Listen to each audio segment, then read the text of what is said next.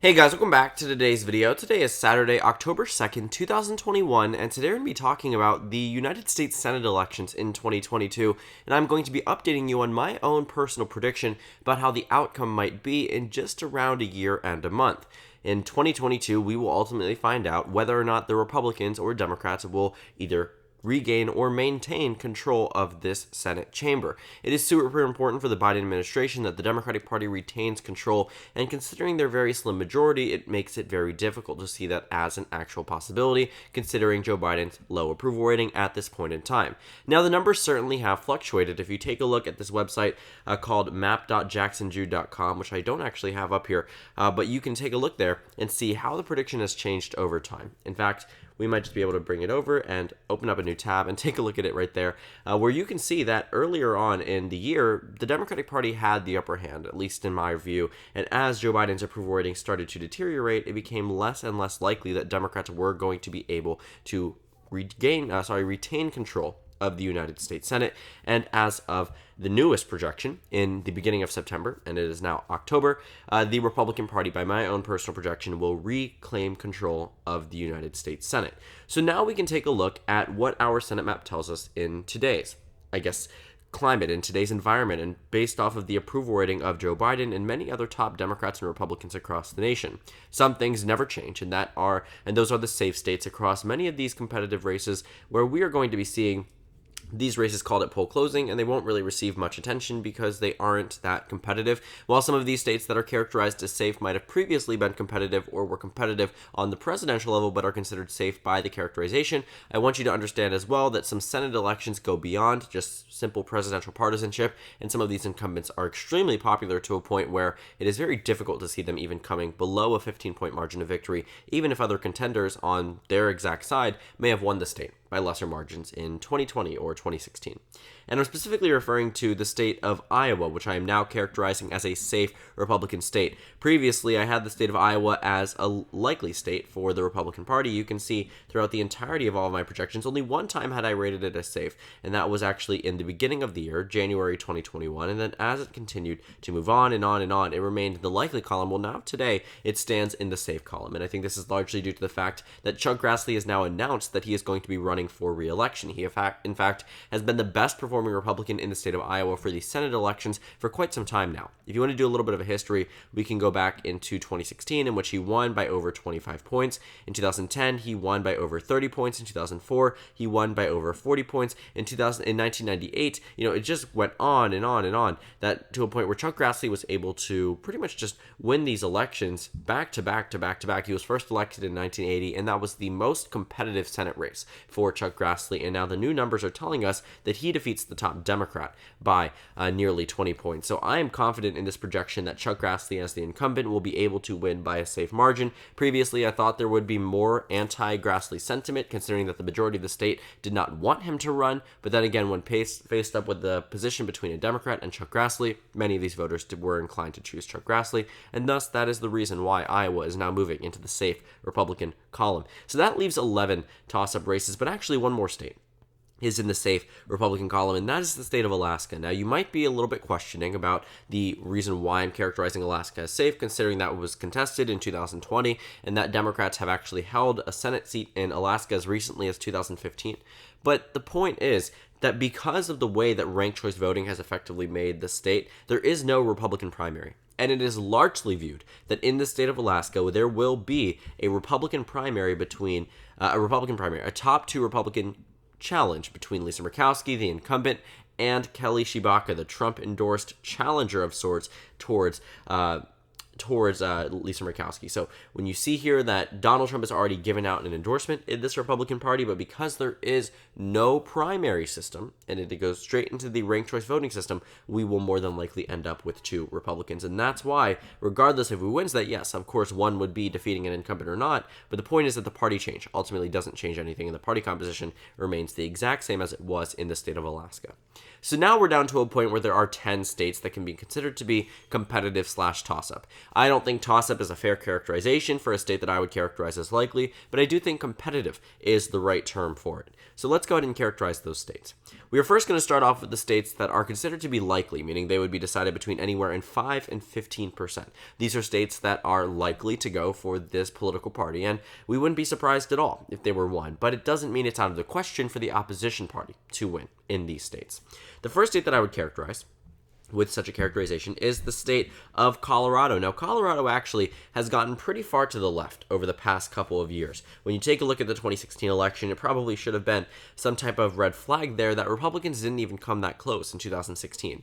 Hillary Clinton won the state of Colorado by 4.9% despite the rest of the nation shifting towards the right.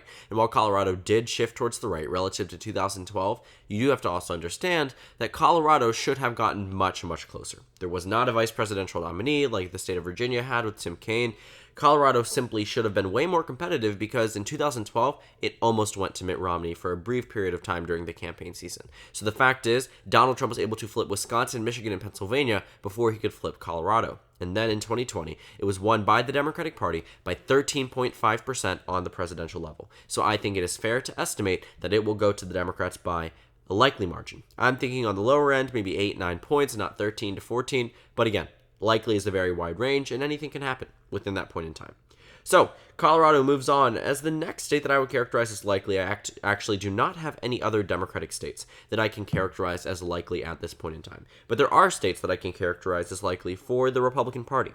The first one being the state of Ohio. Now, when you take a look at Ohio's history, you might initially think of it as a very similar one to Iowa. Iowa was won by 25 points in 2016, and Ohio was won by 21 points. So they were roughly around the same. But the difference is, in 2016, Rob Portman won because he was a very popular incumbent. Ted Strickland, though he was a former statewide official, actually a former governor of the state, he ran one of the worst campaigns that we have seen in the state of Ohio. Ted Strickland actually was neck and neck with Rob Portman in preliminary polling data, but ended up losing by over 21 points. And many people tie this to Rob Portman and to the Republican Party in Ohio and say, a Democrat can't win in this state. Well, Sherrod Brown in 2018 won statewide by around 6 points, despite Donald Trump winning Ohio by 8 points in both 2016, and then he went on to win it in 2020. Of course, that didn't impact Sherrod Brown in 2018, but it was around the same margin. I mean, Ohio really did not move either towards the left or towards the right by any type of noticeable margin. So when you take a look at Ohio in 2022, why is it only likely? Well, Rob Portman has chosen to retire. He will not have the factor of the incumbency, and it'll likely revert down to a traditional Democrat versus Republican race. And unfortunately for the GOP, not many Republicans are embodiments of President Trump, and even if they are, they won't be getting the same amount of support as President Trump. President Trump had a very influential and very surprising appeal to voters in the state of Ohio. And to say that any Republican could have tapped into the same amount of support as Donald Trump is absolutely wrong. It's not right to say because we know it's not true. Donald Trump's shifting of the state of Iowa and Ohio were monumental. You saw Iowa shift by 15 points to the right in 2016. Quite fascinating to see how quickly these states turned on the Democratic Party, but more specifically how they turned on opponents of President Trump. The thing is, some of these races are very competitive. In the governor's race in 2018, it almost went to the Democrats. I mean, the Democrats only lost that race by around 4 points. That's a very considerable feat. Considering the fact that Donald Trump won that state back-to-back by 8 points, a very notable feat, I would say, by the Democratic Party. But then again, it was a blue wave year, and circumstances were in their favor. But for 2022, we actually haven't gotten a clear understanding that it's going to be a red wave year. When you take a look at the preliminary numbers, you may see that Josh Mandel, the top leading Republican there, is only defeating Tim Ryan by at most 4 points. 4 points initially, 4 points again, and then amongst registered voters, only wins by 2 points. Many of these Republicans, in fact, lose to Tim Ryan, according to head-to-head matchups between them, which is another reason why I view this as solely a likely state. I can't say in pure confidence that the state of Ohio will go by a safe margin. I think this is probably the best and most likely bet for the GOP, considering our national circumstances and considering Rob Portman will not be on the ballot this time around. Now, moving on to the next state that I will characterize as likely is the state of Florida. Now, I think Florida probably goes without saying that it is a state that Democrats were very upset with in 2020. Ultimately, Miami-Dade County, combined with Broward and a number of other counties, shifted towards the right, which improved Donald Trump's margin by more than double. Donald Trump was able to win the state of Florida by 3.3%. In 2016, Donald Trump only won Florida by 1.2%. Now, when you take a look at that 1.2% margin, you might expect, well, Marco Rubio was on the ballot, so he won by a similar amount, right? Well, in 2016, Marco Rubio actually won by 8 points across the state. He narrowed up Miami-Dade County to a near exact replication of what happened in 2020. But that translated to an 8-point margin. Donald Trump lost in other regions of the state, but Marco Rubio is able to tap into those other regions that Joe Biden improved upon and also hold on to many voters amongst the minority demographic groups, especially Hispanic voters. Marco Rubio isn't going to lose this Senate race in 2022 unless some type of miracle happens for the Democratic Party. I understand they are running Val Demings, and she is a strong candidate individually, but 2022 probably isn't the right time, and Marco Rubio is certainly not the right candidate that could be easily taken down. I would say it's a more likely chance that Ron DeSantis or Rick Scott loses their elections than it is Marco Rubio, by a lot.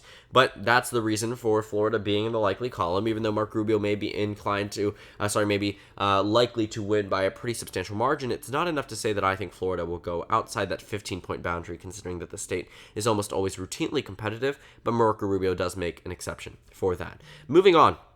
The next state that I would characterize as likely is the state of North Carolina. I think North Carolina also deserves a likely characterization given the state's electoral history recently. While Donald Trump only won North Carolina by a narrow margin, he only won it by 1.3%, it was still a state that leaned and almost always leans towards the GOP.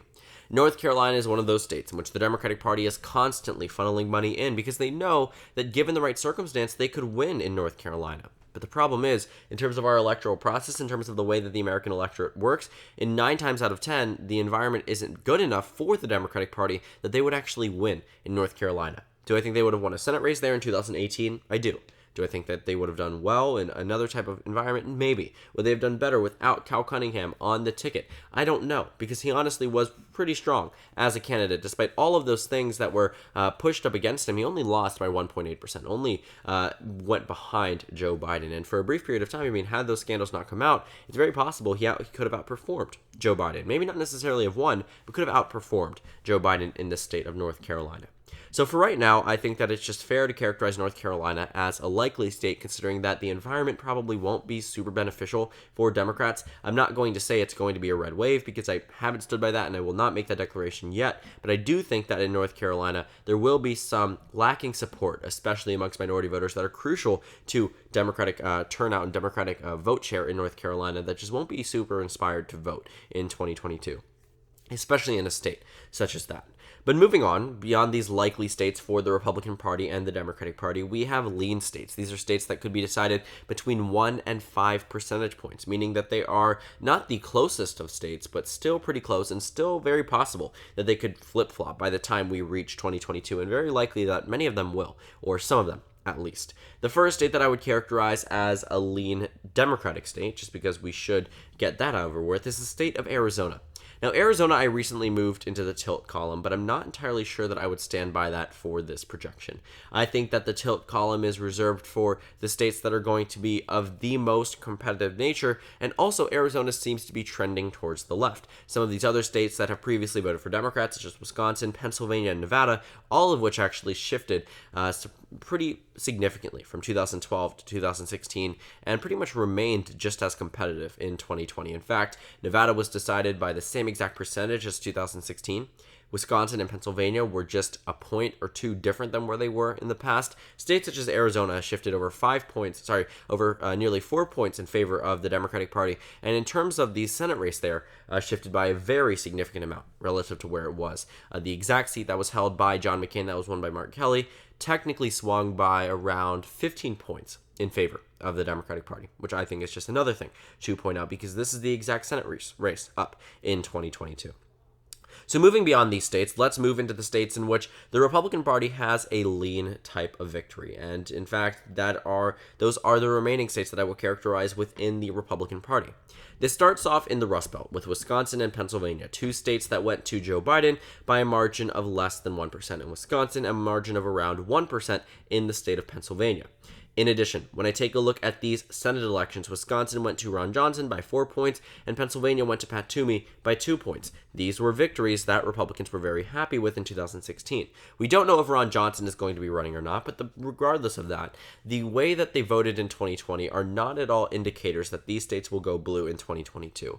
Only if Joe Biden was popular in maintaining a heavy set favorability rating, besides the job approval rating across the nation, could Democrats have done well in these states. And for right now, I'm going to say by default that they will go to the GOP simply because that's exactly what happens every time the map gets less favorable for the Democratic Party. These 2 states, including Michigan actually, so I'd say those 3 states tend to be the first to move away from the Democratic Party. Even when there was a blue wall there in 2014, Republicans won both governor elections in Wisconsin, Pennsylvania, and also they did not win Pennsylvania. They won Wisconsin and Michigan, but also won these 2 states, Wisconsin and Pennsylvania, in the Senate election in 2016 and 2010.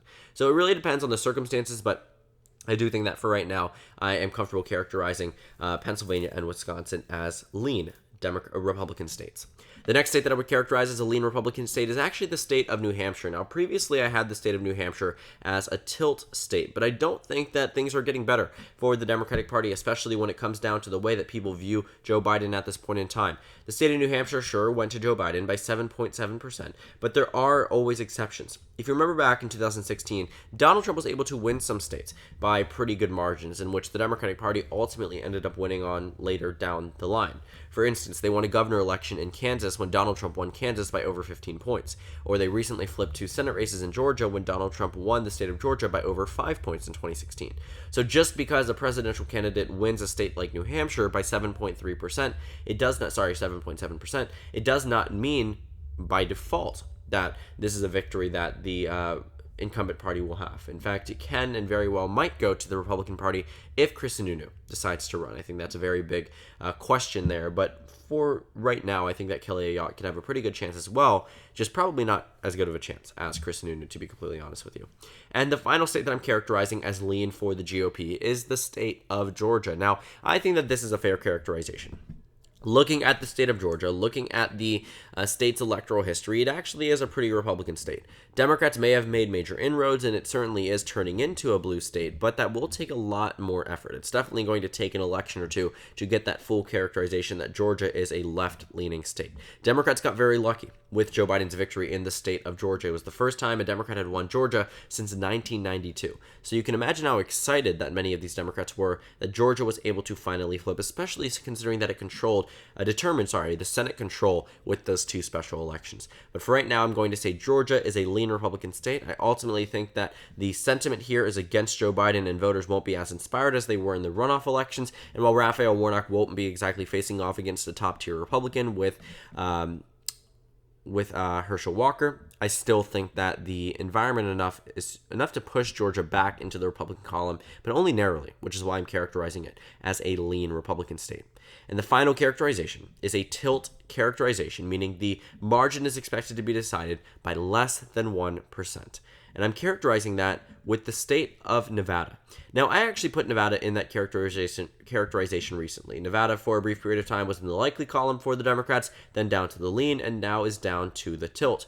The national environment got much worse from when it was in the likely column, much worse than when it was in the lean column. And while lean is feasible, it's definitely very possible for Democrats to win by that margin, I don't exactly see it as the likeliest outcome at this point in time. Nevada can absolutely narrow up in 2022 and will likely narrow up relative to 2020. Joe Biden's victory in Nevada was not one that should be bragged about. It was a victory of 2.4%, and it really didn't mean much. Can you imagine, what that would have been if there was a narrower margin? Democrats would probably be much more worried about it. But since it was 2.4%, I've seen a lot of complacency there in the state of Nevada, and I don't think that it is well-founded. It is not well-founded at all. In 2016, Catherine Cortez Masto replaced Harry Reid as the outgoing minority leader and only won by 2.4%. Also, in 2018, despite it being a blue wave year, especially on that West Coast, a lot of turnout there, the state of Nevada, I know Nevada is not a West Coast state, but it is on the western side of the United States, That's what I meant to say. But the state of Nevada only went to the Democrats in that governor election by around 5 points. So it really will depend. I think Steve Sisolak definitely can carry this Democratic candidate across the finish line, but I wouldn't exactly be super confident if I was a Democratic strategist looking at the state of Nevada. It absolutely could go either way. But right now, I think Democrats narrowly have the upper hand. So here's the final map. It is a bit different than where it was at the beginning of the month of September and will likely change in time for the next month. A lot more data to be released in a number of these states, a lot more polling, a lot more campaign announcements for some of these incumbents and some of these non-incumbents. It will be very interesting to see who ends up running and who ends up winning these hotly contested primaries. The final map is 52 Republicans to 48 Democrats, with Republicans picking up with the state of Georgia and the state of New Hampshire and holding on to every single other seat that they have currently. Democrats are able to retain all but 2 races, and while it isn't exactly the worst majority for the Republicans, meaning the Democrats can work within this and find some type of straggler votes in certain situations, it will certainly not help the Joe Biden administration pass anything that they would like to, and would likely halt everything for the next 2 years pertaining to Joe Biden and his administration. So thank you guys so much for watching this video. Make sure to comment down suggestions below. Subscribe on the left if you haven't already, and check out the Instagram and Twitter. At the bottom left of the screen, there's also a Discord server for you to go ahead and join. On the screen, there's a video you can watch, and then a playlist for my 2022 Senate election analysis videos. Again, thank you guys so much for watching, and I will see you all later today.